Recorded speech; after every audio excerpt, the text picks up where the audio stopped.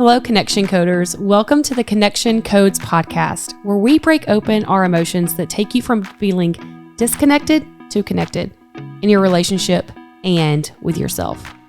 We also introduce you to the tool that helps you conquer conflict in your relationship in just 4 minutes or less. In this episode, we are going to listen as Dr. Glenn and Phyllis break down the first 30 years of their marriage and the pain that they experienced, so you can know that if you're experiencing pain, that you are not alone. And then we're going to get to learn how they have overcome and the tool that they have created to help you also work through your emotions to connect. My name is Tara Wages, and I'm excited to introduce you to the founders of the Connection Codes, marriage and family therapist, clinical sexologist, Dr. Glenn, and Miss Phyllis Hill. All right. Thank you, Tara. Wow. So in our introduction podcast, we just touched on our marriage and our honeymoon specifically, where we really disconnected in a huge way. And, thinking back all those years, I think, wow, if someone had just talked to us and had opened up the topic of sex, that we would have, it's almost like our story would be so different because there was so much pain right away. And, I remember coming off of our honeymoon and everyone, our friends, they all would go, oh, how was it? And there was so much shame to say how it really was. And so it was so easy to go, oh, it was such a beautiful place. We were in the Poconos. It was so romantic. Yeah. And never, ever shared with a single person the actual real truth, the pain and the disappointment. And so it started that like that became the routine between us. We in private in our home fought so much about sex, and it was brutal. And then it was like that, knowing that you had the right to have sex. I didn't want sex, and just the fight in that. And yet inside myself, I was like, well, I'm married now. I'm supposed to have sex. Wow. And so we established so much pain right off the bat in private with no one to talk to. Yeah. And one of the other big sides of that was that we had never heard anybody else talk about this. True. So it wasn't an open topic, and we just assumed everybody else was rocking and rolling or doing great. And of course, what we didn't realize is that, pick a number, out of the 20 couples that we were around, all 20 of us are struggling. But each couple thought that the other 19 were doing great, and there was just no openness. And of course, that's one of our goals in this podcast and our efforts, is that we'll shift what's happening culturally, because this is disastrous, and it has been for a long time. This is not a new development. And this is true long before we were married. I think it's many centuries old that this has been so taboo, so hush-hush, so off-limits, which is just heartbreaking. So we want to shift this culturally so that we don't just leave people to drown, leave people to flounder. And we're told that, from early on, we were told that all the time, that, well, couples will just figure it out. And of course, what we began seeing is, no, they don't. They just grow apart. They just give up. Yeah. In many ways, but certainly sexually is one of the biggest ones of those. Yeah. And it, for us, it's like we had other dreams and plans. Like I remember we used to talk about, well, we weren't going to start our family till about 5 years in.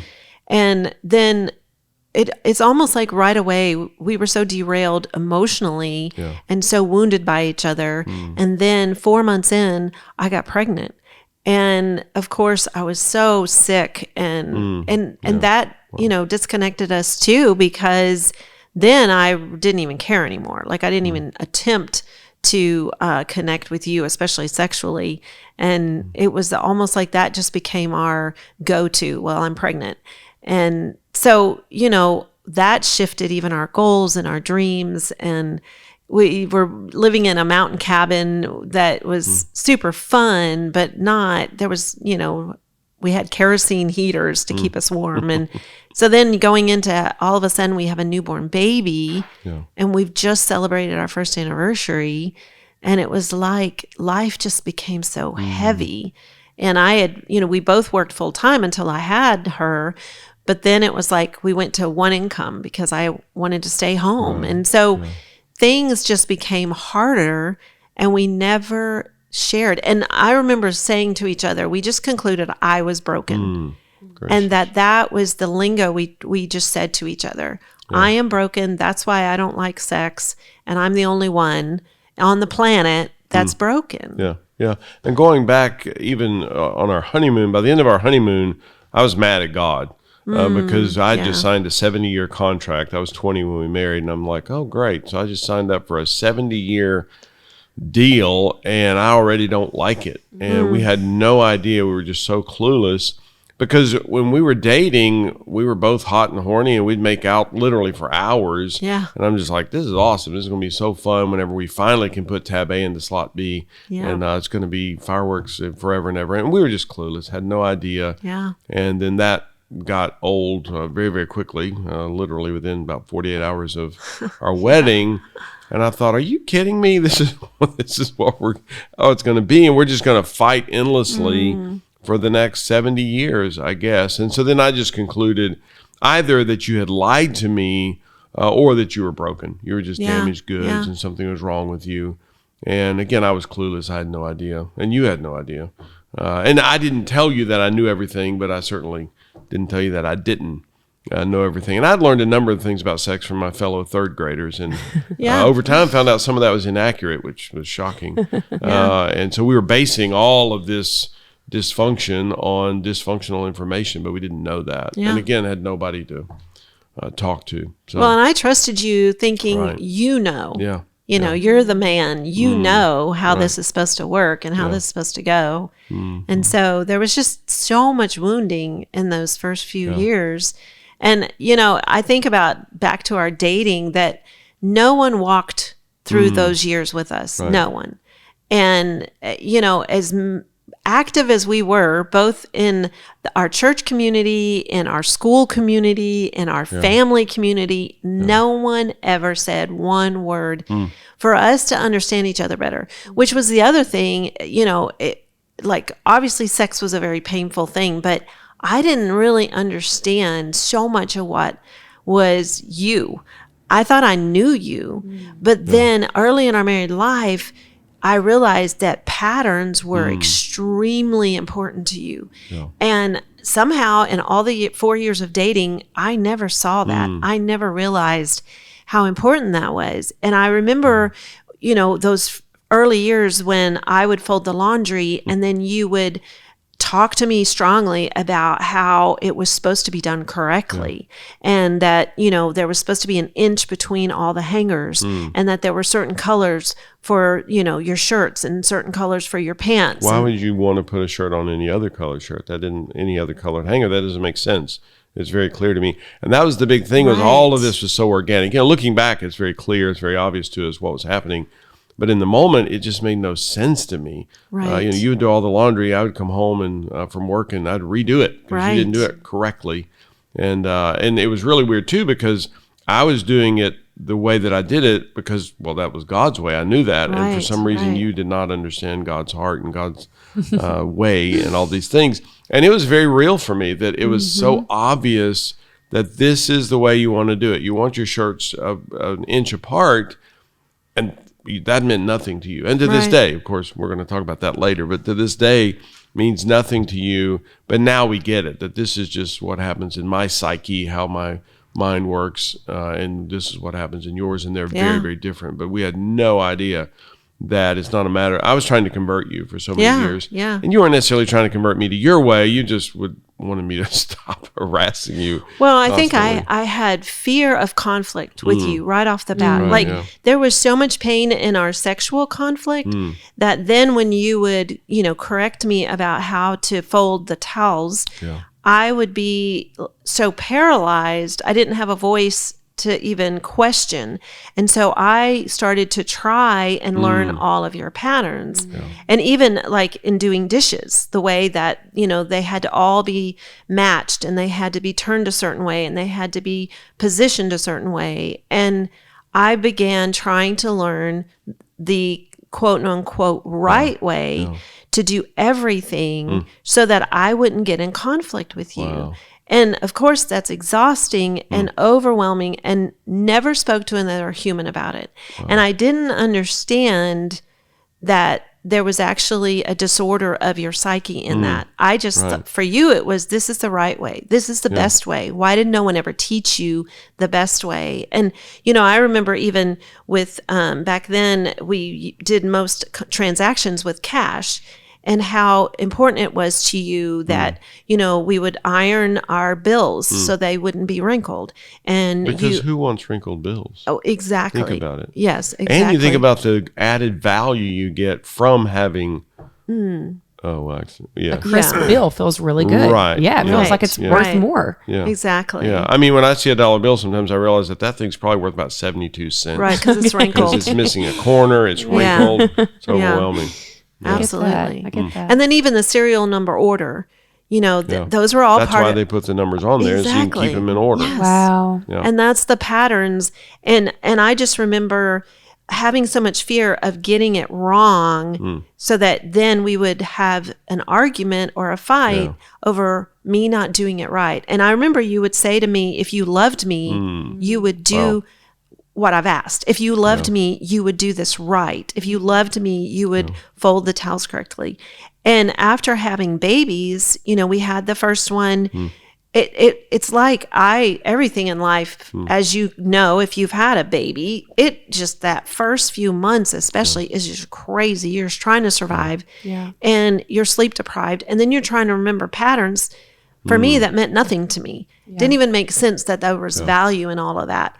But it was more and more exhausting, but I was so afraid to disconnect and fight with you that I tried so hard to keep all that in order. And then, 3 years in, within our first, we moved to a completely different city. We moved to Boston when our baby was 2, or she turned 2 when we were in Boston. And moving to a big city like that was shockingly different than the rural town that we had come from. And then we were surviving also, just survival. And so the stress of that, you were the only one working. I'm with a new, a 2-year-old. Then we find out I'm pregnant again. Didn't plan any of these babies, it was like, oh my goodness, now we're 2 years in and I'm pregnant again. And then our second born came along, a son. And, it was like we were barely able to take a breath from the conflict to life.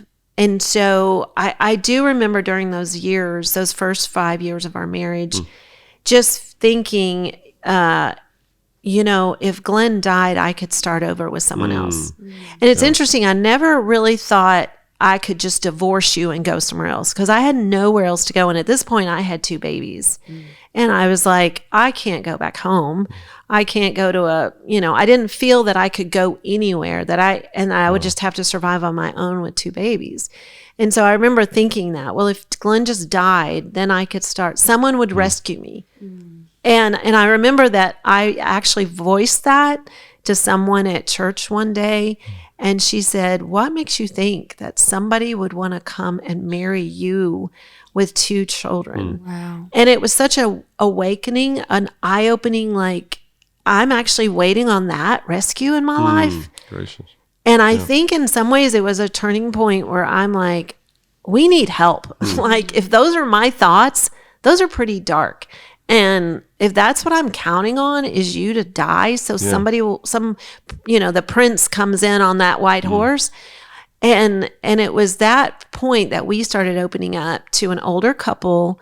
And they probably weren't really quote unquote old. They were just older than us because they still had 3 young kids as well. But they made such a difference. So having someone to finally talk to. So we were almost like 5 years in when we turned and started sharing. And I remember that he especially was so good for you and so gentle with you. And the first person that ever talked to you about this, psychological disorder that you had been battling probably since childhood, but neither of us understood it. And we'd never, at least for me, I'd never heard of obsessive compulsive disorder. And so to have someone just so gently just kind of walk you through that was incredible. Yeah, and it was so remarkable to me, his whole approach, and he was a pastor and just very, very kind individual, but his innocuous approach, because he could have absolutely said, dude, you got a problem. You got some issues here. You need therapy. You need help. And I don't remember what the setting was, but we were outside doing something, and maybe pulling weeds or something. I'm not sure. But I remember him saying, hey, I've noticed some of the stuff that you do. And of course, I'm like, okay. And he said, what would you think about, I don't know, maybe once a week, just thinking about some of those things and just thinking it through that, what if I didn't do that? Would I lose anything? Or on the other side of it, what if I kept doing it? Am I gaining anything from it? And it was so benign that I was just like, okay, sure, whatever, dude. I had no idea what he's talking about. And I don't know if it was that later that day or the next day or whatever, but I was in a grocery store and I'd bought something, and the cashier gave me change, gave me some bills back, and just flooded in on me that, and the guy's name was Skip, the dear friend, and I thought, is this what Skip's talking about? Because I was going to unfold them and make sure they were as rub them on the edge of a the table counter or something, and as best I could, and then put them in my wallet. And I don't know if I stood there for 10 seconds or 10 minutes. It was long enough that there was a line behind me, but it just rushed in on me and I thought it through. I thought, okay, now let's see. Skip said, if I didn't do this thing, would I lose anything? So I'm going to pick a number, $9 change back in my wallet. If I don't straighten them out, the next time I open my wallet, will it be $7? Oh crap, I lost some money there. They lost some value. And then I thought, well, the other side of it is, if I do straighten them out, the next time I open my wallet, will it be $11? Oh, I gained something there. And the cashier at some point kind of cleared her throat or something. And I was like, oh crap, So I kind of moved off to the side, and I did straighten them out a little, but I didn't put them in serial number order. And it's bizarre to me that even to this minute, that's a pain experience, just to think about that. And that was so overwhelming. Yeah. And the poor cashier and the people around, I don't know what they were thinking. Because you were standing there crying. Yeah, it was so overwhelming. Yeah. And, that's whatever that is, 30, I can't do the math. 35 years ago. 30 something years ago. But that was the first turn for me to think, oh, whoa, wait, what? Number one, there's something happening here for me. There's an issue. Number two, what if this could be shifted? Because I spent virtually all of my life's energy in these patterns, working out these things. And that's the great downfall of many psychological disorders, but certainly obsessive compulsive disorder. It just takes up so much time and energy. Yeah. And you don't have enough time in your day to be functional. And, it would take me an hour to do what most people did in 10 minutes. It'd take me all day to do what, most people did in 2 hours. So there weren't enough hours in the day. I just didn't have enough time to do the things that I need to do, which of course, business-wise, now I can't work an 8-hour day. An 8-hour day, I'm going to get 3 hours of work done. I got to work a 15-hour day just to hope to get up to, 6-7 hours of productivity. But that was a big turn for us, and terrifying and overwhelming. And, I don't remember if I came home and shared it with you. Probably not. I don't. Do you know? I don't know that in that moment you shared it. Yeah. I knew that they, though, were the first couple that were so gentle with us, and it's now I'm even remembering they made rules, like, because we would fight. Our fights would start at 10 p.m. Yeah. And they would last for hours, and I would be out of my mind, exhausted. And I remember you would be laying in bed, and I would stand next to the bed, because if I got in bed, I would fall asleep, and then you would be even madder at me. And so I would stand by the bed for like hours. Literally while hours. We were fighting, because I could never quite say the right thing to resolve our conflicts. And so when they got involved, they said, okay, you are not, didn't they give us 5 minutes? After 5 minutes. Well, no, we couldn't fight past 11 p.m. True. But remember, they even said, if you start an argument or discussion and we couldn't get anywhere within X amount of minutes, we had to call them. Right. And it was so life-changing, because I felt like for me, it was the lifeline I needed just to get some sleep. And because you had so much torment in your own mind, that was part of why our conflicts, our discussions, our fights would last for hours. Yeah. And we never, I think out of exhaustion, you would give up. I don't remember ever really getting somewhere with our fights. And so when they got involved and you honored them because you trusted them and you said, okay. And I remember that I just felt so much hope because I would watch the time. And as soon as that minute, like whatever that was. I do remember that. You're right. I do remember you doing that where you would be timing it.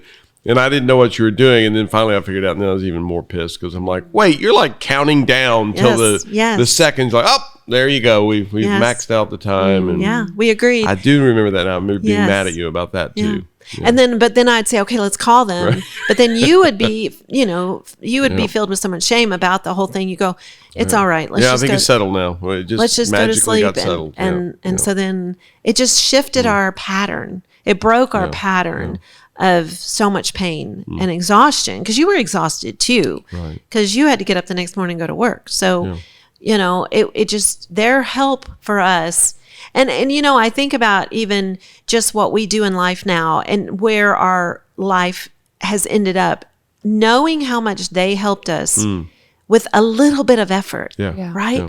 Made us go, we can help others through our story and through just that idea of if we can convince the world that if we would show up for each other, we could help each other so much. Yeah. And that's what that one couple did for us, is just loved us well and walked with us and taught us so much just by their, not just their example, but just their words and they didn't mind talking about sex with us, which was extremely helpful.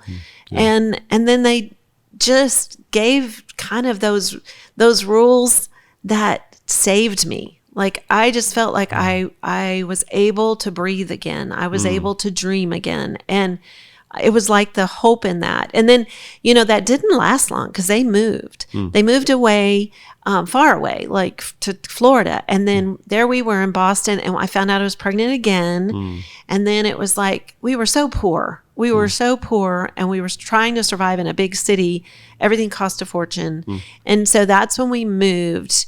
When a month after I had the third one, which is a crazy thought that a month, I had a 1 month old and we moved.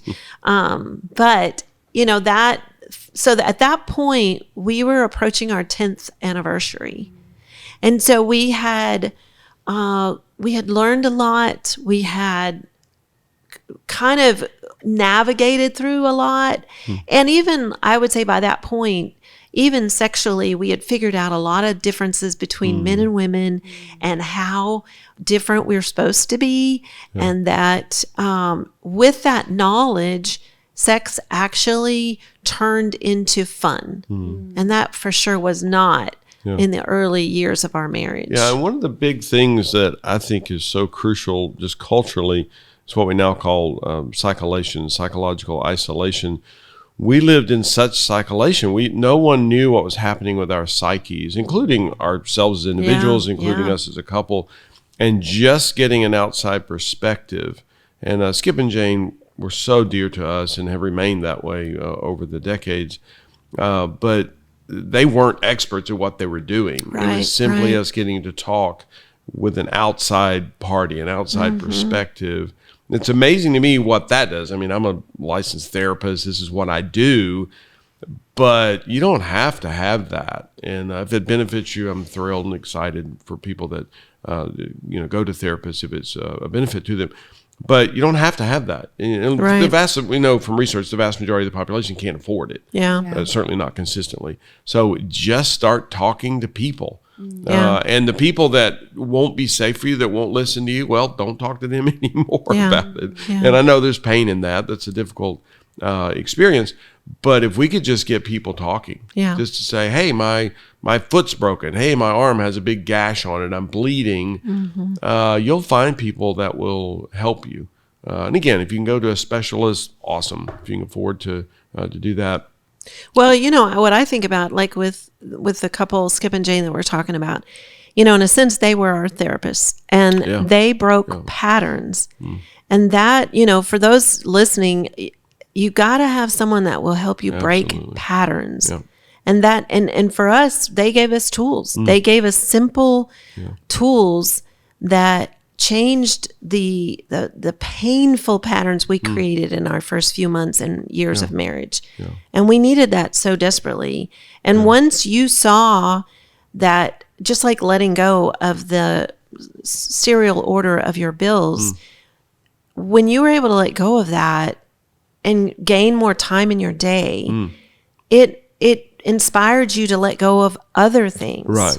Yeah, and that's the thing. That was the first of, I have no idea how many countless things. And I still deal with obsessive compulsive disorder on a very high level, and I always will. And I'm fine with that, but I'm functional now. Now I know how to process it in the moment. I know how to be functional. It doesn't mean that there's not pain for me. I don't know if you mentioned earlier, but I don't like to step on cracks. It's a pain experience for me. There's fear in that for me. You're unable to feel sadness. You're unable to feel fear in that. I'm unable not to. We're very, very different in that regard. But I'm functional. Terry, even last night, I don't even know if you noticed, but we were walking together down the sidewalk, we'd come to the little jet, I don't know what those are called, but things that jetted into the place. I'm like, oh crap, now I have to walk on these brick pavers. Whoever invented brick pavers, shame on you. Yes. So cobblestones are the worst. Cobblestones are from Satan.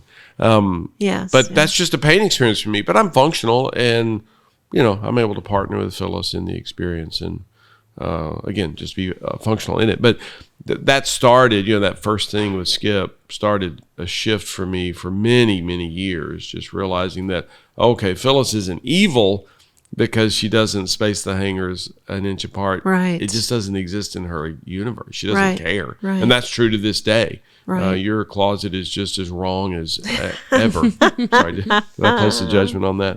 And if people saw our closet, my side is the way God intended it to be. It's all perfectly ordered, and I try not to look over at your side of the closet. I get that. But now I realize that we're just both humans. We function very, very and it doesn't disconnect us anymore. We don't fight over your patterns. It actually connects us. It's funny because we realize just how different we are, and that you just function differently than me, and I function differently than you, and it's not a value judgment. It's not a judgment at all. It's just, so that's how you experience that. Well, I'll be darned. That's different than the way I experience it, and we're both seeing that in each other every day, like literally all day long. That's actually something about y'all's story that really drew me to you, and I think so often in marriage, we either go into marriage thinking we either already know everything about this person, so there's nothing new to learn, so I loved hearing that y'all dated for 4 years. Yeah. And you didn't even then see these patterns. Yeah. Right. Or we think, well, these things will go away. I can overlook them or I can fix them. And instead, over time, a decade or more, and with help, and with understanding your own self, y'all were able to look at each other, and now you're like, oh, that's Glenn. And I love Glenn. Yeah. So I love all the parts of Glenn, even if I don't understand it, you partner with him on that, and you're able to be like, you genuinely love this man, even though the things he does doesn't make sense to you. He can't walk into Walmart right next to you because he's avoiding all of the cracks. Right. And so it's just such a picture of what we can grow to be, and seeing each other for who we are, and stop trying to change each other when we have the tools to do that. And it is amazing to me that now she, and this is mutual. I deal with more stuff psychologically than Phyllis does, I think, but we both have our stuff though. But now she's entertained by my stuff. She's intrigued. She's just almost a curiosity. And it's pretty much every day at some point she'll go, oh, so that's what's happening for you there? And I'm like, yeah. And she goes, oh, okay, I hear you. And again, it's so out of her universe, that would make no sense whatsoever. Refolding a towel because it's not folded the way the tag indicates it's supposed to be folded. That doesn't exist in her universe, and it never has, and it never will. Well, that's what's interesting too. After 40 years, I still don't remember where that tag's supposed to go. So I still.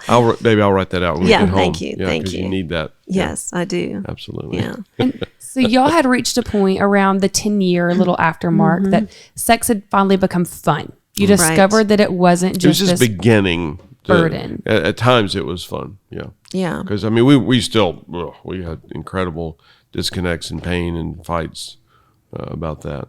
But that was a turning point. I always say that we slowly began turning a very large ship. So, you don't turn a cruise ship, what's that called, a U-turn. It takes a long time to get it turned around. But that began the process. Yeah. And I think, between 10 years to 20, we moved back to the rural South Carolina area, and life, just taking the stressor off of a big city was huge for us. And even having a backyard, like, to raise the kids in. And so I think that some outside stressors were very much relieved. And then we started sharing our story. And what that did was amazing, as far as how quickly people were drawn to that. Like, they wanted to know more. Like, it opened up people saying, wow, your story sounds like our story, which was amazing to us because we didn't know anyone else had a similar story. And it kind of, we began to be asked, will you come and speak at our marriage retreat? Will you come and tell your story, on a Wednesday night or whatever? And in telling your story, there's a lot of healing in that. And we learned that the more we actually talked about it, the more healing it brought to us. Letting go of the secrecy, letting go of the shame of that, and then we were helping others. And then we also felt so, passionate about talking to engaged couples, don't want y'all to go through what we went through. And, even in our parenting, we were so intentional. We don't want to raise our kids the way we were raised. We wanted to be able to talk openly about all topics. And we didn't want things to be off limits. And we wanted to walk through that as our children got older. And so there was so much shifting and change in the 10th decade to the 20th decade. And I think that, we learned a lot during those years. And I would say we fought less often. It's not that we had the tools to know how to do a lot of things in the moment but we weren't stabbing each other constantly. And even with Glenn's patterns, no longer was he angry at me for not having an awareness of doing things the way, he early on in our marriage was all about that. And so the stabbing, I would say, was not there. And I do think, though, sexually we were still, it was still easy to disconnect in that realm. And we were, we would tiptoe. That was still a topic that I would tiptoe in, even though, yes, it became more fun, more pleasurable, I should say, specifically. I started having pleasure in it. I was still very fearful of the early days. And so, that those next 10 years, we learned a lot. And then we did another big move. And I think that was about, that was almost 20 years in, or around 8. Yeah. So 17 years into our marriage. Yeah. I did want to mention that one thing, because about 10 years in, as we were starting to get some traction, starting to get a clue about some things, all of our friends started divorcing. And we were so intrigued by that, because we were wondering what happened with them that didn't happen with us. Especially so many people that we grew up with. We always knew that, David and Susie would marry and have 2.3 children and then live happily ever after. What we didn't know is David and Susie were going to marry, have 2.3 children, and then divorce. And so we just started asking questions. Initially, there was no business model or mission statement. Initially, just out of curiosity, we're just like, what happened? What, with the two of you? And people gave the standard answers. We grew apart. We fell out of love. Well, the trick was, and we sometimes think this was a God thing. We have no idea, but we asked the next question. We asked the follow-up question. So people would say we grew apart. We'd go, wait, what does that mean? Like on a Thursday at 3:00 in the afternoon, you grew apart? Because at some point you grew together. That's why you went on the second date voluntarily and the third date and showed up voluntarily for your wedding. Right. So when did it turn? And it's very difficult to quantify human behavior, but it's like, wait, so was that like Saturday at 6? I mean, what do you mean you grew apart? People say we fell out of love. Well, what does that mean? Like Sunday afternoon at 4, you fell out of love? Because I guess at some point you allegedly fell in love. So what does that mean you fell out of love? And that began initially, again, just morbid curiosity, and then it became a quest and then a mission, and now it's our passion because fast forwarding many, many years, now we know. Now we know what happens that causes people to disconnect. And I always say that I'm the educated one. Phyllis is the smart one. Because she's the one that would actually figure out the practical things, the specific things. I do all the hard work, all the research, and then she'd go, well, that's obvious what that equals. And so now we know what causes people to disconnect. And of course, babe, you were the one that eventually said, well, wait, if that's what causes people to disconnect, you flip it upside down. Isn't that what causes people to connect? Of course, I was like, I knew that already. It's obvious. And that's what grew into what we now call the connection codes. And we know how to get people connected, and we've lived it, and that's why we're so passionate about this, because we're mesmerized every day. And of course, people that don't know us yet, well, may be skeptical, but we're just enthralled. It amazes us that we can experience this literally every day, that we can wake up in the morning connected, we can live the day connected, we can process through whatever's happening, whatever tense moments, we process through things in 30 seconds or less, and we can go to sleep that night completely connected.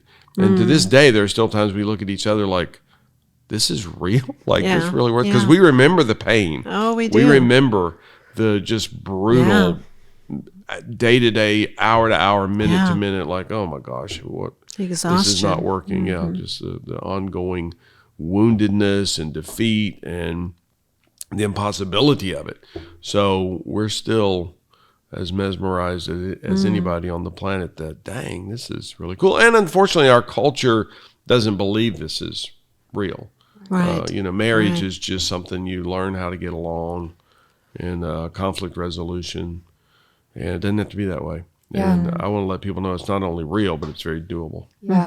It's amazing. And next week, the next episode, we are going to dive into what your life has looked like now post connection codes. Like in your discovery of this tool and the language, what has transformed and come out of the years of heartache. And you really are an example of like, wow, first of all, y'all didn't give up, Right. And you went through darkness with each other and complete disconnect. And when you feel broken in your own home, that is so painful, but you didn't stop and you didn't give up. And so I'm excited to hear now what your life is like. And because I get to live life with you, I get to see that personally, and it's so inspiring. But you did have a turning point. The moment where there was a shift and that question was asked where you're like, oh, wow, this moment has changed things for us. So I want to hear about that specific moment, the dishwasher story, without going into life after that moment. We're gonna listen to that moment, and then we're gonna dive into a sneak peek of what it looks like to use this tool that y'all have created. So, okay, well, I just mentioned that we moved 18 years in. We moved to Tennessee, and that, even as a family, it was the birth of a really, really joyful time for our family, for the kids, for us. And financially, we were in a much better place by that point. And we were able to slow down, take some time off. We were working on our first book then. And I think that in that big change and renewal, it was really a time of renewal, that I began to have those big moments like what you're talking about. And it's interesting because some of them came through watching certain movies that were so enlightening to me. And the one movie that I think about is Russell Crowe, and It's a Beautiful Mind, which is based on a true story, John Nash, who had some pretty strong psychological disorders. And in watching that movie, I realized, and it's like the light bulb went off for me, and it brought incredible compassion to understand that what Glenn and his mind wrestle with was not something Glenn asked for. He didn't subscribe to that. He didn't purchase that. He didn't beg for that, ask for that. It happens to him. And it was so huge for me. And it's like it was that shift of, I really want to understand. And so one day, and this was a pattern that we so often had where, I was during that season for a time a stay-at-home mom, and we were, I think, fixing dinner and we were getting ready to have people over, and I asked Glenn to unload the dishwasher, and he had unloaded it, and then I said, "Oh, thanks, babe, for unloading the dishwasher." Can I tell that part? Oh, yeah. Because it's just so powerful for me, and it was such a benchmark. And again, as I said earlier, I'm the educated one. Phyllis is the smart one. All of the benchmarks, all the turning points, all the key moments in our life came from her, even though I'm supposed to be so dang smart. And she was always the one that figured stuff out. And so we had been through that process literally thousands of times, and it's so overwhelming to think, my gosh, all of that wounding, literally thousands and thousands and thousands of woundings. So Phyllis would say something to me, and that was a big one. She would say, babe, thanks for unloading the dishwasher. And I would respond with something like, well, it's not like it's the only thing I've done today.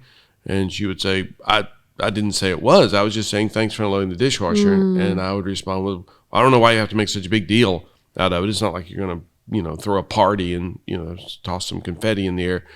And she would be completely bewildered, like, what just happened? And so then our cycle, that interaction would just get faster and faster and more intense. So this one time, she figured it out, and she said, babe, thanks for unloading the dishwasher. And I said, well, it's not like it's the first time I've ever unloaded the dishwasher. And she shifted our pattern, our cycle, our interaction. And she said, instead of just responding to what I said and going, I didn't say it was the first time you've ever unloaded the dishwasher. She said, what do you hear me say when I say that? And I gave her another snarky response. I said, I hear you say what you said. And she could have flipped me the finger and walked out of the room and said, screw you, buddy, you're an idiot. She would have been correct in doing that. And she didn't. She stayed in it, which is amazing that she had the heart to do that. And that's the compassion she's talking about, because she just got it that something funky's happening with this human being, this guy. Something bizarre is happening with him. And so again, she tried again, and she said, yeah, but what is it that you hear from me? And I gave her one more snarky response, at which point she could have flipped me the finger and walked out of the room, and she didn't. And then she goes, yeah, I get that. So what is it that you're hearing me say? And I finally was able to tell her. And it was probably touching you at this point. Yeah. Because that was always powerful, that touch. Yeah. And you know what? I happen to live with one of the most productive people on the planet, and she happens to live with one of the least productive people on the planet, just because I deal with so many issues. And so what I always received from her was that she'd say, thanks for loading the dishwasher. What I heard was, it's a miracle. Glenn did something productive for a change. Wow. Call the internet. I guess it's back before the internet, but you get the idea. It's going to be on the 11 o'clock news. Glenn did something productive. Let's have a party, pop a champagne cork. So I conveyed that to her. I told her the 3 paragraphs that I would hear from her saying, thanks for loading the dishwasher, and what we now call the ooh. She oohed me possibly for the first time in our relationship. And she said, oh, no wonder you don't like it when I say that. And I didn't know what she was talking about. But for the first time ever, she got that something funky happens for him when I, Phyllis, say, thanks for loading the dishwasher. That is not a beneficial transaction between us. Something funky happens for the other, and it which happened to be Glenn. And again, what we call our cycle will just speed up and get faster and faster. And she was able to hear for the first time. And again, it was the first time I ever told her. It's not like Right, she had been right. ignoring it all this time. But for the first time, she heard that, oh, this is brutal for him. I just insulted him profusely. And again, none of that had anything to do with Phyllis. And we'll introduce that phrase that, this had nothing to do with Phyllis, even though it looked like it was all about Phyllis. Right. This was about what was happening inside of Glenn. And again, that had happened thousands, who knows, perhaps tens of thousands of times in our interactions. And she got it. And again, none of that is to blame Phyllis. None of that is to indict Phyllis, accuse Phyllis, criticize Phyllis. But for the first time ever, she was able to see that something funky happens with my partner, with my friend. And, we were able to slow down enough for her to be able to see that. Yeah. Thank you, by the way. Absolutely. I love when you tell that story because, one, it shows how easily something that you intended as a Right. kindness, Absolutely. Right. Yeah. you right. intended as words of affirmation and praise for your partner, ended up being a disconnect. Yeah. And so often we end up disconnected from our friend, from our spouse, from our coworker over these small, what we consider something Right. small and Right. minute, because we don't understand what is happening for them. Right. And with that story, you've now changed the world. Yeah. Like, you can Yeah. change the world with how we are now connecting Right. with each other. Right. Yeah. And I was telling you just 2 nights ago, or on Sunday night, 3 nights ago, me and my husband, we got into an argument over the dishes. How often are we arguing over dishes in our home? Right. Yeah. And we are constantly living in disconnect because we are two humans trying to get tasks done every day over and over again. And so I think that is so beautiful that was a turning point and that it was designed by God or the universe for it to be over something that couples are dealing with every single day. So we automatically connect to it. Yeah. And so now I want to go into, I'm so excited for next week to hear the hope Yes. and what's to come Yes. from that story. And so right now, though, we're going to end every episode actually using the tool that Dr. Glenn and Phyllis have created that helps couples, any relationship, conquer conflict in 4 minutes or less. And this is a tool that I'm going to do a disclaimer here, and I hope that's okay, that don't just automatically start doing, they're kind of there's a guideline to this tool. Yes. Glenn and Phyllis have been doing this now for years and using it. And so they know what they are doing. And we are so lucky because they are now teaching us through their free guide on their website. So you can go to connectioncodes.co and download a free 3-day virtual experience. It's an online experience of how this tool can change your relationships. And so if y'all will go ahead and share, and this is called the Connection Codes Wheel, and it takes 4 minutes or less, and we're going to be able to automatically connect with their experience and hear how they've connected with each other through such a difficult season of life. Yeah. And I want to show it here. I think it doesn't that come up on the camera. I hope it does. We can show it. Yeah. Well, anyway, we'll get it on the screen somehow. But on the back of it are the instructions. And I always say that the law of Moses was delivered on Mount Sinai. This was not from Mount Sinai. It was the mountain beside it, the smaller one that has all the pine trees. But this is really, really crucial. And I'm being facetious. It's not actually the law of the Lord. But the points on it, the instructions on it are intentional and very, very researched. So this can be very dangerous. No, it is very dangerous. It can be very damaging. If it's not used appropriately the way it's intended to be. So follow the rules that are on the back of the wheel. Well, and take the free 3-day Yes, that too.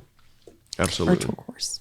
So we are actually going to do the core emotion wheel about the first decade, a couple of decades of our marriage. Yeah. So what we say is that's an issue-specific wheel. Yeah. So it's not the current emotions that I'm feeling today. It's actually looking back over the first few decades of our marriage. Yeah. So I'll go first. Okay, great.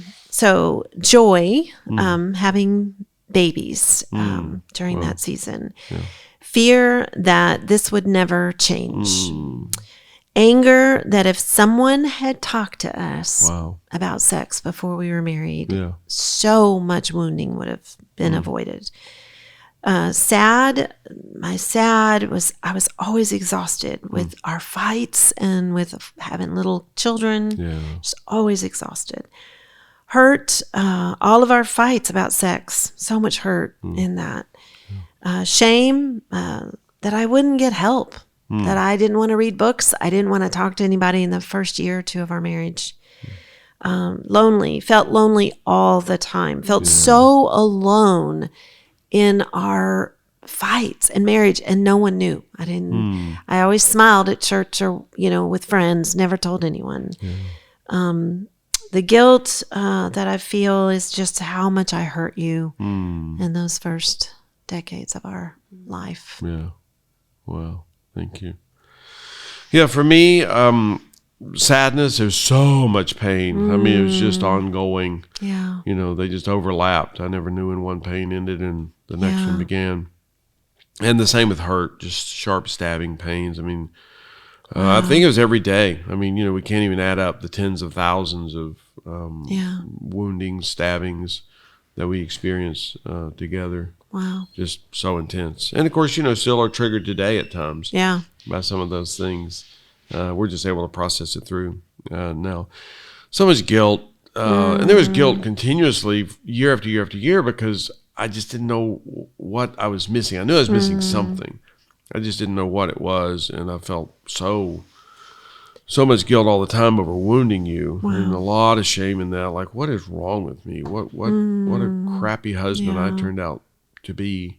A lousy friend, certainly a lousy lover for so long. I was like, I'm a bad version of Glenn year after year after year. A lot of anger towards that, just like you talked about. Man, this could have been diverted. We're never told what could have been. We don't know. Right. But I know it couldn't have been any worse. I mean, my goodness, we were maxed out on the pain experience all the time. And that's, of course, what pushes us now to help change the world because we have an opportunity here to help a lot of people. Loneliness, so much loneliness every day. Yeah. We were just so unpartnered. Yeah. Certainly I felt so unsupported, especially because I was so bad at business. I was good at what I did, but the business side of it, it was so crushing, just trying to make sure that these babies got food because they were always demanding food. It was exhausting. And then there's so much joy now. Wasn't a whole lot of joy back then. I mean, there were little moments now and then, but just to get to see where we are now, what we get to do, the victory blows my mind every day. Wow. That's a lot of fun. I just want to help people get there a whole lot faster than certainly than we did, because they don't have to live in, where we ended up year after year after year. Yeah. So a lot of joy in that. It's really cool. Wow. Thank y'all for sharing that. It's so raw to share your deep emotions. And this is something that so many people don't think that they should do, don't think that they can do, and they don't know how to connect with those emotions. We've worked so hard to just bury them down that we no longer even know what's the difference between sadness and loneliness. I can't tell anymore. Wow. And so we are going to talk in further episodes of what it actually looks like. You just processed emotion and gained healing through processing that emotion. And so we are going to talk in future episodes very soon about what it actually looks like to process emotion and why it's important and how it helps us physically, mentally, emotionally, all of the Elise. And so I'm thrilled to do that. But again, this has guidelines. This has rules so you don't create more damage in your relationship. And I can personally say, as someone who regularly uses this core emotion wheel in my marriage and with my children, it has transformed how we communicate with each other, transformed it. And so thank you so much for showing up today and being so raw and sharing your stories, because honestly, there are so many people that are on the brink of just walking out. And you didn't think that you could. That wasn't an option for you. So you stuck through through the pain and you didn't give up, and now you've had hope. So you're giving so many people hope of what's possible, but then also for younger couples that are just beginning this relationship, you don't have to live like that. You say you don't know what could have been because you didn't experience what could have been, but now you can see what could be for other couples. And that's so beautiful. Yeah. So thank you all for tuning in today, for listening. If you have not already subscribed, please hit that button. Go ahead and subscribe so you take one more thing off of your to-do list and checklist so you're automatically reminded when each new episode is going to come out. If you have not already given a 5-star review, again, those are so helpful. They are so helpful to not only promote this podcast and get it out into the world so new eyes can see it, but it's also very affirming in what is helping you and connecting with you as an individual. And so thank you to everyone who has already done that and that is going to do that right now. It is so easy. And if you would like to learn more about how you can transform your marriage, you can go to connectioncodes.co. I wanted to end each episode, something that y'all always say, going into this next week, learning these new ways to process. You always tell couples, you need this, you deserve this, let's do this. And I love that. And so let's end the episode encouraging everyone out there, like, you deserve to have a relationship that you feel connected, enjoy, and love in. And so, Lynn, you want to say it, Phyllis? Yes, you need this. You deserve this. Let's do this. See you next week.